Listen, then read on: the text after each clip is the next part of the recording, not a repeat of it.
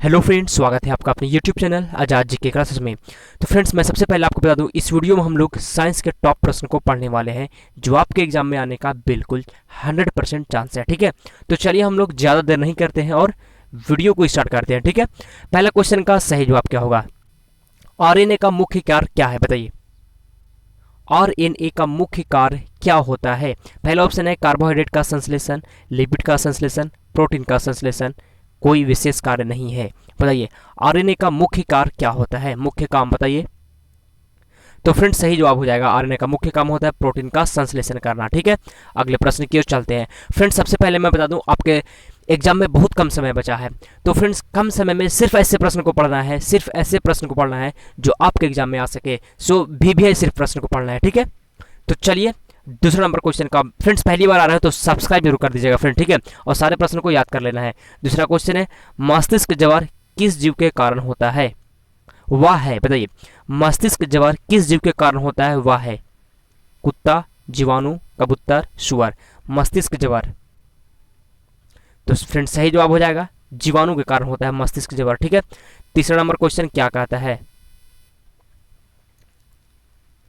One gene one enzyme, one gene one enzyme का विचार किसने दिया था? वन जीन वन एंजाइम का विचार किसने दिया था? जैकब एवं मोनाल्ड, ग्रिफिथ, विडल एवं टेटम, डी में है वाटसन एवं क्रिक।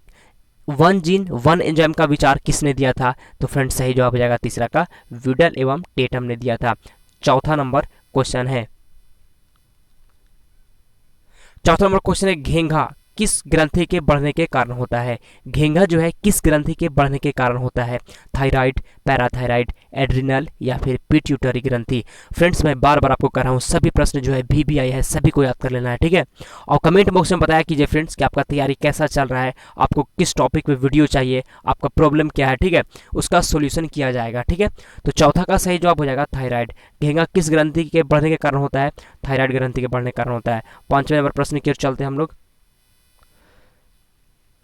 जिस पौधे में फूल या बीज नहीं बनते हैं उसे क्या कहते हैं?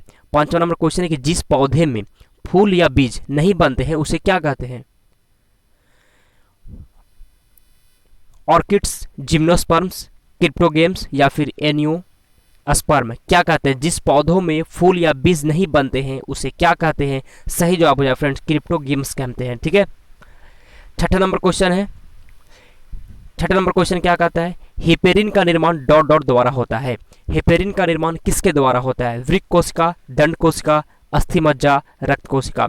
हेपेरिन का निर्माण किसके द्वारा होता है? तो फ्रेंड छठा का सही जवाब हो जाएगा रक्त कोशिका के द्वारा होता है हेपेरिन का निर्माण। अगले प्रश्न की ओर चलते हैं हम लोग। 7वां नंबर क्वेश्चन पे ध्यान दीजिएगा।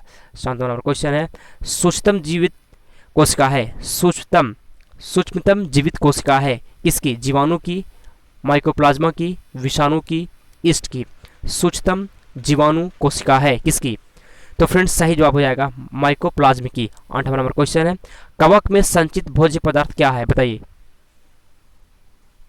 कवक में संचित भोज्य पदार्थ क्या है? स्टार्च, फ्रुक्टोज, ग्लाइकोजन या सुक्रोज। कवक में संचित भोज्य पदार्थ क्या है?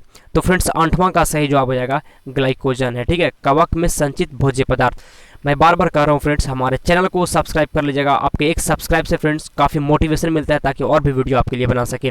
सब्सक्राइब जरूर कर दीजिएगा फ्रेंड्स। 9वां नंबर क्वेश्चन है सबसे मजबूत मांसपेशी पाई जाती है किस में? सबसे मजबूत मांसपेशी किस में पाई जाती है? उंगलियों में, कलाई में, जबड़ों में या फिर जांघ में। तो सही जवाब हो जाएगा फ्रेंड जबड़ों में सबसे मजबूत कलाई पाई जाती है। अगला क्वेश्चन है 10 नंबर गोलाकार प्रोटीन का उदाहरण है। बताइए गोलाकार प्रोटीन का उदाहरण क्या है? गोलाकार प्रोटीन का उदाहरण है एलिटिन, कोलाजन, एल्ब्यूमिन, कैरोटीन। तो 10वां का सही जवाब हो जाएगा एल्ब्यूमिन जो है गोलाकार प्रोटीन का उदाहरण है। 11 नंबर क्वेश्चन है डीएनए का संश्लेषण किस प्रावस्था में होता है? डीएनए का संश्लेषण किस प्रावस्था में होता है? इंटरफेरेज, प्रोफेज, मेटोफेज या फिर एनाफेज। डीएनए का संश्लेषण किस प्रावस्था में होता है? तो फ्रेंड्स 11 का सही जवाब हो जाएगा इंटरफेज। याद रखिएगा। 12 नंबर क्वेश्चन एंजाइम की सर्वाधिक संख्या पाई जाती है किसमें? एंजाइम की सर्वाधिक संख्या किसमें पाई जाती है? शाकाहारी में, मांसाहारी में, सर्वाहारी में, परजीवी में। तो फ्रेंड्स 12 का सही जवाब हो जाएगा सर्वाहारी में, याद रखिएगा। अगले प्रश्न की ओर चलते हैं हम 13 नंबर क्वेश्चन की ओर। बुढ़ापे के अध्ययन को क्या कहते हैं? बुढ़ापे के अध्ययन को क्या कहते हैं? गायनोकोलॉजी, जियोलॉजी, जेरोंटोलॉजी या फिर जीनोलॉजी। बुढ़ापे के अध्ययन को क्या कहते हैं? तो 13 का सही जवाब हो जाएगा जेरोंटोलॉजी, याद रखिएगा। 14 नंबर क्वेश्चन, यकृत के अध्ययन को क्या कहते हैं? यकृत के अध्ययन को क्या कहते हैं? हेप्टोलॉजी, हेप्टोलॉजी या हेप्टोलॉजी, हेरोलॉजी, नीडोलॉजी। यकृत के अध्ययन को क्या कहते हैं? हेप्टोलॉजी कहते हैं, याद रखिएगा फ्रेंड्स, ठीक है। सभी प्रश्न इंपॉर्टेंट है, सभी को याद कर लेना है, ठीक है। 15 नंबर क्वेश्चन क्या कहता है, ध्यान दीजिए। मनुष्य के शरीर में सर्वाधिक पाया जाने वाला प्रोटीन होता है। मनुष्य के शरीर में सबसे ज्यादा पाया जाने वाला प्रोटीन क्या होता है? Myosin, albumin, कोलोजन, haemoglobin. मनुष्य के शरीर में सर्वाधिक पाया जाने वाला प्रोटीन होता है, क्या होता है बताइए? तो फ्रेंड्स सही जवाब हो जाएगा 15 का क्या होगा सही जवाब? सी हो जाएगा, कोलोजन। मनुष्य के शरीर में सर्वाधिक पाया जाने वाला प्रोटीन है। 16 नंबर क्वेश्चन है, लाइसिन होता है। लाइसिन क्या होता है? एमिनो अम्ल है, विटामिन है, एंजाइम है, ग्लूकोज है। लाइसिन क्या होता है? 16 का फ्रेंड्स सही जवाब हो जाएगा एमिनो अम्ल होता है लाइसिन, याद रखिएगा। अगले प्रश्न की ओर चलते हैं हम लोग। 17 नंबर क्वेश्चन, लाइकेन में पाए जाने वाला शैवाल प्राय होता है। लाइकेन में पाया जाने वाला शैवाल प्राय क्या होता है? कैसा होता है? भूरा, हरा, नीला तथा हरा या फिर लाल। लाइकेन में पाए जाने वाला शैवाल प्राय कैसा होता है? तो 17 का सही जवाब हो जाएगा नीला और हरा होता है, याद रखिएगा। 18 नंबर क्वेश्चन, अधिकांश एंटीबायोटिक दवाइयाँ किससे बनती है?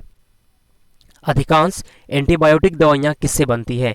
कवक से, वायरस से, बैक्टीरिया से, लाइकेन से। तो 18 का फ्रेंड्स सही जवाब हो जाएगा बैक्टीरिया से, ठीक है। अगले प्रश्न की ओर चलते हैं। अधिकांश जो एंटीबायोटिक दवाइयाँ होती है वो बैक्टीरिया से बनता है। प्रश्न आ सकता है फ्रेंड्स, इसीलिए याद कर लीजिएगा, ठीक है। यकृत किस रूप में भोजन को संचित रखता है? बताइए, यकृत जो है किस रूप में भोजन को संचित रखता है? ग्लूकोज के रूप में, ग्लाइकोजन, एल्ब्यूमिन, एटीपी। यकृत किस रूप में भोजन को संचित रखता है? तो सही जवाब हो जाएगा फ्रेंड्स ग्लाइकोजेन के रूप में। 20वां नंबर क्वेश्चन है, केसिन प्रोटीन का सबसे अच्छा स्रोत है। बताइए, केसिन प्रोटीन का सबसे अच्छा स्रोत है? दूध, मस्तिष्क, मांस, अंडा। तो सही जवाब हो जाएगा दूध, ठीक है। केसिन प्रोटीन जो है, केसिन प्रोटीन का सबसे अच्छा स्रोत है दूध, दूध से, याद रखिएगा। 21 नंबर क्वेश्चन, सभी प्रश्न है इंपॉर्टेंट। 21 नंबर, तंत्रिका तंत्र के अध्ययन को क्या कहते हैं? तंत्रिका तंत्र के अध्ययन को क्या कहते हैं? Neuritis, neurotoxin, neurology, neuron. तो फ्रेंड्स सही जवाब हो जाएगा 21 का सी, न्यूरोलॉजी। एक थोड़ा सा यहाँ पे मैं ट्रिक बताना चाहूँगा फ्रेंड, जिसमें अध्ययन की बात कर दे उसका लास्ट में GY रहेगा ही रहेगा, GY, ठीक है। न्यूरोलॉजी हो जाएगा, समझ गए होंगे आप। 22 नंबर क्वेश्चन, कानों में कुल हड्डियों की संख्या कितनी होती है? कानों में कुल हड्डियों की संख्या कितनी होती है? 3, 6, 12, 18। कानों में कुल हड्डियों की संख्या कितनी होती है? तो सही जवाब हो जाएगा 6 हड्डियां होती है कान में, याद रखिएगा। अगले प्रश्न की ओर चलते हैं। चेहरे में कुल हड्डियों की संख्या, चेहरे में कुल हड्डियों की संख्या है 8, 12, 14, 22। चेहरे में कुल हड्डियों की संख्या है, तो 23 का सही जवाब हो जाएगा 14 है, ठीक है। 24 नंबर क्वेश्चन है, सिल्क प्राप्त की जाती है, किससे सिल्क प्राप्त की जाती है? कोकून से, वयस्क से, लार्वा से, अंडा से। सिल्क किससे प्राप्त होता है? तो फ्रेंड 24 का सही जवाब हो जाएगा कोकून से प्राप्त होता है, ठीक है। मैं बार बार कह रहा हूँ फ्रेंड्स, सभी प्रश्न इंपॉर्टेंट है, सभी को याद कर लीजिएगा, ठीक है। और हमारे चैनल को सब्सक्राइब जरूर कर लीजिएगा फ्रेंड्स, ठीक है। मैं बता दूं, अगर आप एसएससी की भी तैयारी कर रहे हैं फ्रेंड्स, तो एसएससी वाले के लिए भी आज से आपके लिए हर रोज एक वीडियो मिलेगा, जिसमें लुसेंट का पूरा जीके, पूरा लुसेंट का जितना भी किताब है फ्रेंड्स, ऑब्जेक्टिव वाला पूरा ऑब्जेक्टिव आपको करा दिया जाएगा एसएससी CHSL एग्जाम से पहले तक।